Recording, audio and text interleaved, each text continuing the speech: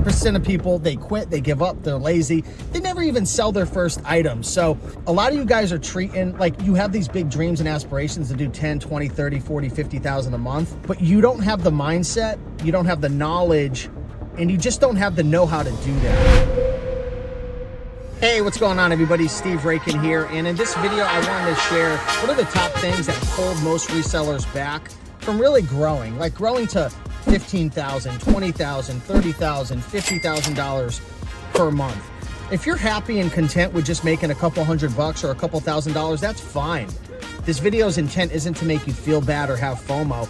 Matter of fact, if you're making a couple $100 or even a couple $1,000, I'm gonna give you a pat on the back right now. Why? Because 99% of people, they quit, they give up, they're lazy. They never even sell their first item. So kudos to you, I am proud of you. But maybe you're thinking to yourself, Steve, as much as I'm appreciative of you being proud of me, I wanna make real money. Like, I wanna make 5K a month profit in my pocket. I wanna put 10K a month in my pocket. Like, I wanna build a 6-figure business. And maybe you're like, man, I'm only doing 5 or 6 or 7,000 a month, and I'm only putting $2,000 or $3,000 in my pocket, and I'm just so busy. And maybe you work a job, or maybe you have a family or kids or whatever, and it's like, you're thinking to yourself, I can't scale to that point, and it's not even sustainable for me to scale my current business, maybe going to flea markets, thrift stores, garage sales, so on and so forth. Maybe you do local pickups, whatever, right? Maybe you do library sales. Maybe you're thinking to yourself, there's no way that I'm going to be able to sustain doing, 10K a month profit, numbers, right? Even if I did go crazy, I'd be spending 70, 80, 90 hours a week. Or maybe you're thinking to yourself, Steve, I'm an eBay seller. The only way that I know I can grow to 15, 20, 30K a month is if I get a warehouse and employees and a team. And I just don't want all that, responsibility and all that overhead. I completely get it. And I know exactly how you feel. So I want to share what I personally did over the last couple of years to take my business from doing on average of 5 to 10 to, upwards to 15,000 a month to consistently doing 40, 50, 60, 80.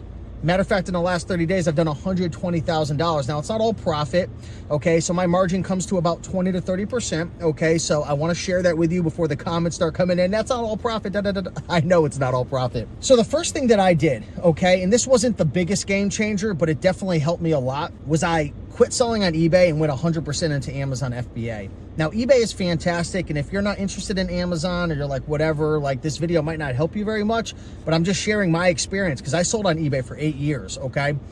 I quit eBay to go on Amazon FBA because I was able to leverage my time. I was able to buy my time back because, on eBay and Amazon, you're going to source, right? You're going to source items however you do. But the problem is on eBay, you have to list it all one by one, which is really slow. You have to ship everything out one by one. You have to store it at your house, customer service, so on and so forth. And the issue is at scale, it's just tough unless you have employees and a team because you only have so much time in the day. So when I quit eBay and I went 100% Amazon FBA and I left eBay in the dust, I was able to source a lot more items because Amazon FBA did all the work for me. Now you're probably thinking, well, Steve, yeah, they're doing it for you, but you're making a lot less money. No, I'm not. Even though their fees are a lot higher, I was able to sell my items for a lot more money, and I would not only make more money per unit, but I would save like 80% of my time. So that was the big change that I made, okay?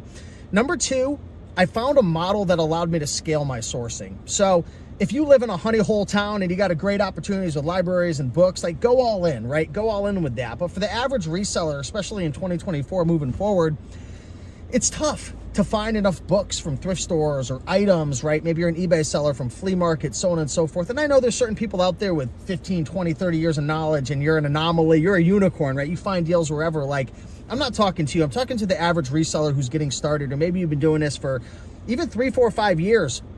It is tough to find enough inventory to scale from just thrift stores. So what I did is I stopped going to thrift stores and garage sales and all that. I mean, I still go in there from time to time, but 99% of my inventory comes from a method which is called online arbitrage. So I buy all my items online. There's different ways to do that. You could buy from Facebook Marketplace, have them ship it to you. You could buy from eBay.com, which is how I find most of my items. You could source from Amazon merchants, right? There's a lot of different ways that you could source items online. You could do traditional online arbitrage like Flip for Miles and Fields of Profit. They buy from like all different online websites like Walmart's and Target's and all different websites like that. They use cashback portals and coupons, and they stack deals to pretty much engineer profits, right? I don't do that, but when you do online arbitrage, you have a huge market of items that you can source. Now, you're not going to have 3, 5, 800% ROIs, so you're going to sacrifice some of the ROI, but you're going to be able to scale. And that's really the biggest issue, right? When you're going to thrift stores and garage sales, you can crush it. You can make insane profits and ROIs, but how do you sustain that? How do you not spend 80 hours a week doing it? And I'm sure, again, there's some unicorns out there who are making it happen. But when I switched to eBay to Amazon flipping, the whole game changed. Now, I do want to preface by saying, if you want to scale your business and get past 5 to 10K a month, not only do you have to leverage your time, maybe that's moving to FBA, or maybe that's hiring employees and stuff, right? But I would say the average person doesn't want to do that, but you have to leverage your capital. You have to spend more money, okay? So for some folks, it might be best to stay on eBay or stay thrifting or stay at the thrift stores, right? And you might have to say to yourself, you know what, I can't scale right now because I don't have the capital. I don't have the credit to scale. Maybe you don't want to go into debt, which I actually recommend not going into debt, especially if you're new in business or new to Amazon. There's a lot of risks. But if you don't have the capital, you're not going to be able to scale, okay? So what I would recommend is hanging out in the thrift stores and the garage sales until you can build up a nest egg of $1,000, $2,000, and $3,000. Then you start slowly moving into more scalable methods. Start getting into Amazon FBA. Start doing some eBay to Amazon flips, some Facebook Marketplace flips, some Amazon to Amazon flips, right? Slowly, transition from 100% thrifting to 95% thrifting, and then 5% online arbitrage, and then 7%, and then 10%, and 15%. And it really does take a good 6 to 12 to 18 months to build up a business like mine where, I've done almost 700,000 in the last year. I've been doing this for 2 years because your margins are less. You're spending a lot more money on your products, and, capital, or what's it called? Cash flow is going to be a bit slow in the beginning because you're going to have to consistently reinvest back in. So the things that I did, number one, I quit eBay and I moved to Amazon FBA, okay? I switched business models, so I was able to source more items, and I started to spend more money, right? Again, if you're not at that point, you're gonna wanna build into it, okay? And then the third thing that I did is I started to raise my average selling price. This is a big reason why a lot of resellers can't get out of the $5,000 to $10,000 a month mark. You might find an item at a thrift store, maybe a bag of items, a bag of toys, and you part it all out and you make, an 800% ROI. But how long did it take you to do that? And maybe on some items you only made $3, $4, $1, $5. Some people are like, well, that's, it's worth my time. It's worth my time. And it probably is. But if your time is worth $20 an hour and you want to scale and make $10,000 a month profit, you're going to have to raise your hourly wage. You're gonna have to raise your average selling price. You're gonna have to raise your minimum profit because there's only so much time in the day. And again, if you don't have tons of employees in a warehouse, you're essentially capping off your potential to scale because you're touching so many items, low ticket items. So that's another reason why I switched to eBay to Amazon and online arbitrage, was because I was able to deal with higher ticket items. So if you're finding yourself struggling to scale, a lot of times it's because you're buying too many items that are low ticket. Your model doesn't allow you to expand into other niches, so on and so forth, or in higher ticket products. And again, that's why I moved to eBay to Amazon, okay? So if you wanna grow and you wanna scale, these are some of the things that I personally did. I'm not saying that you should do these. I'm not saying, it's for everybody. And it might not be, depending on how much capital you have. But if you're trying to grow outside of the $5,000 to $10,000 a month mark, these are some of the things you could do. A couple other things that I've done is I've leveraged virtual assistants. I've leveraged softwares.